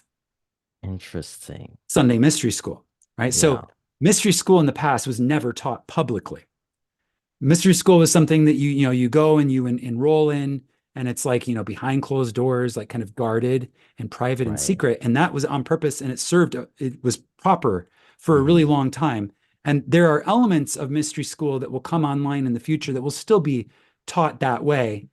But this level of Mystery School is literally for everyone because everyone's got the upgrade now. It's just a matter of Wow. downloading and installing it. And part of that is creating the like paving with language, like painting with language, giving it form and function with language. And Hmm. obviously Neville did that his way and also created this template. And so now through Sunday Mystery School, which is a live stream on my YouTube channel every Sunday, we're taking that as source material and then learning to talk about these advanced concepts. So we start with Neville's masterclass because that's like the prerequisite, and then using the language that we build in the masterclass, Sunday Mystery School. Now we'll have a shared context that will be able to adapt to like even more advanced ideas that have a bridge has to be built to get to the level where we can talk about those things. So Right. we're using Neville's original masterclass as the first part of that bridge so that no one's left behind because Neville's masterclass is like accessible for anyone with the ears to hear. And more Hmm. people are getting the ears to hear on a daily basis, regardless of, what you may, see, in the narrative, right? The narrative isn't the truth. Like we, we are the truth, right? So, that was a long way of saying that, like, quality of life upgrades I've brought back. This is just one. I could point to several. Things that like I wasn't aware wasn't helping me, like drinking water that wasn't alive, because everything had been taken out of it. I just thought, oh, I'm drinking really clean water, and I felt okay about it. But like now, it's like, oh, actually, there's like this alchemy Mm-hmm. associated with water. And I think I told you, Frank, that in the moment when I was having this conversation with water, it was giving me in my awareness the analogy of Jesus turning water into wine. All right. Yeah, you said Remember that. that? Yeah. Yeah. So when I came back, I was messaging you. I was like, hey, I just had this crazy experience, like whatever. So it's like that was the analogy that it was giving me. It was like, hey, water's great, but like when you apply consciousness to it, it becomes something more than just H2O. Right. It like we can see it for what it really is, and it's like this greater thing than just water, right? So, That's Yeah, that's so awesome. And it's funny. So like the other day, last week on Thursday, I invited one of my realtor colleagues to another office of mine. And while we were waiting for some people to come in, uh somehow I we got on a discussion of like manifesting. I don't know, I mhm, was probably just like talking about something that I was so amazed by. And then I was so surprised that she was familiar with the concepts of how to bring it about. And I'm yeah. just so surprised at how spot on she is. And yeah, I at first, like before, like years ago, I was like, oh, who are these people talking about bringing the world like into this new spiritual awareness? Mm, But it seems like it's really, and that's not the only person. Like I'm surprised again and again and again about how people are just like familiar with these concepts, yeah. and it's like not crazy anymore. Yeah. Yeah. And so that's amazing. And Yes. like I also want to mention one thing that I'm super passionate about, which is and the challenge for me is like how to like wrap it up in such a succinct way that it would be totally understandable to anybody. And it's like the way that men and women interact and the way that men and women communicate differently, and because for me, I, for the longest time, for all my life, I thought there was only one like perspective, which was like my perspective, which Yeah. happens to be like a male perspective, right? Huh? Where it's like the only reason I would communicate is to like achieve a goal, right? Not to Mm. necessarily connect with anybody. Like I'm not, like Yeah.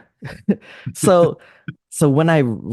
I learned these things and I started testing them out and seeing that wow, like there is another perspective. It's like, and so that's one of the things that I would love to help people with, the way that we treat each other and all Mm. the misunderstandings, like not all, but like so many of them come from the way that I interpret things and the way that other people around me might have interpreted things.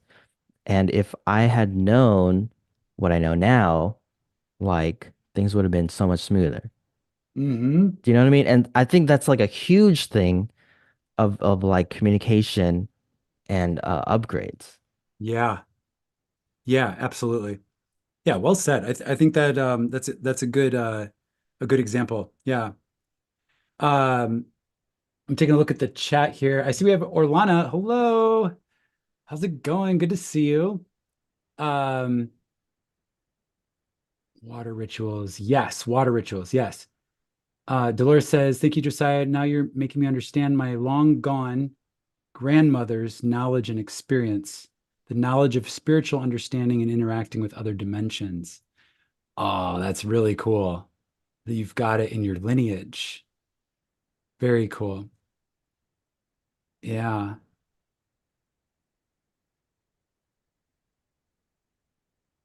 It looks cool. like Jackie, I missed Jackie's last question. Is that all right if I Yeah, go ahead. Go answer back. that?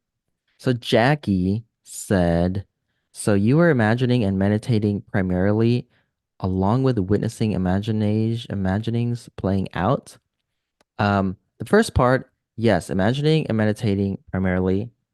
The second part, no. Whenever the manifestations would come, I would only realize that they were there after they're there. Uh-huh. Yes. So I also purposely try not to look at or connect any dots. Like as I live my life, I just do what I think is right. I just try my best most of the time, sometimes half the time. Um, and when it happens, I'm amazed. Every time it happens, I'm always amazed. So Mm. I purposely try not to like look at, oh, this is happening, so therefore this is happening, so therefore this is happening. Like I try not to do that. Cool. Yeah. Uh, Daryl, another channel member, says, what about Genesis 1:6? Water. That's a great question. Let me pull up the verse.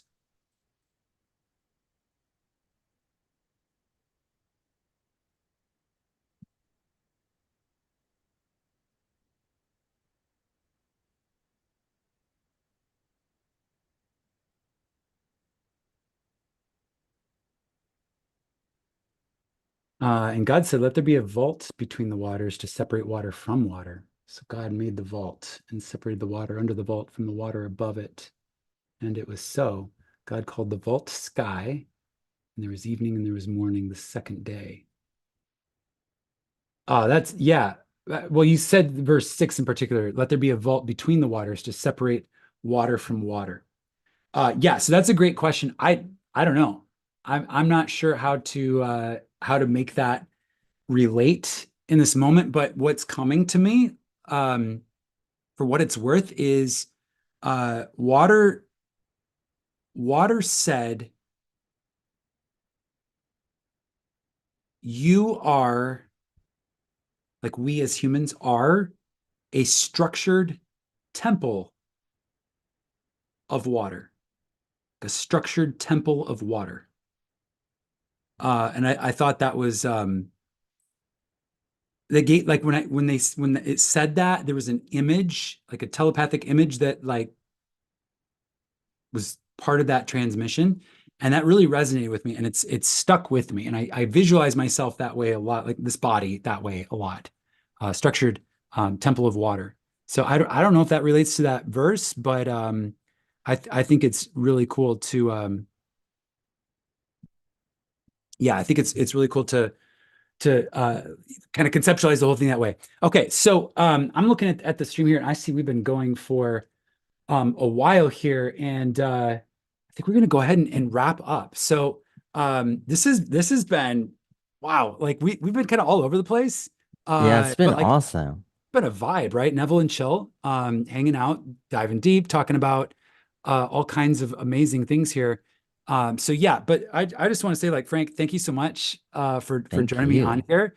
I'm going to do This these was from time to amazing. time, so I'd love to have you back Totally. at some point, Whenever. and we'll get more into some of this stuff. And you know, if anybody's watching this either live or in the recording has questions for Frank, just like leave them in the comments. And as I see them, I'll pull them out. And then next time we have Frank on, we can talk about some of those for our next video. So yeah, so one last shout out about Sunday Mystery School. Sunday Mystery School is happening now on the Josiah Brandt YouTube channel. It'll be happening this Sunday. It's at noon Eastern Standard Time. And it is, again, a comprehensive reteaching of a Neville's original masterclass. And it is a language training. We're learning to put language to this realm of creation in like fluency, right? Like you can understand a language, but like really practicing fluency with it is just a way to accelerate down that mastery path. So everyone is invited to join us for that. Frank, I look forward to seeing you there also, and we'll Totally. get you that shakti mat. Let's Send me your do it. address. All right. I got to get you on all these things, and we'll bring you on after you've had an experience on the shakti mat. Yeah. That'll be good. And then, yeah, we'll get you on one of the mastermind calls for channel members too. We'll get you in Very this cool. so you can I'm participate. excited. Thank you. Yeah. So thank you everybody on the live stream for joining us. It's been really good. I love your comments, and I could feel you guys soaking in the vibe with us. So thank you so much for keeping it real and hanging out with us. And yeah, Frank, any final words? I really appreciate the things that you shared. Hmm, I think it was very empowering, especially the fact cool. that being like just deciding to come back and we can decide to like I can decide to be intentional in like being here. And the Mhm. fact that there is this potential to level up to the point where I can decide where to go after being here is insane. And then having the practical technology with water and geometry is, man, that's so awesome. I can't wait to hear more. Yeah, cool. That, yeah, amazing. Thank you for that, Frank. And I really appreciate you being here. So to everyone, thank you so much. And there's really only one thing to do. Come to Sunday Mystery School and imagine wisely, my friends. And I will talk to you all on Sunday. Take care, everyone.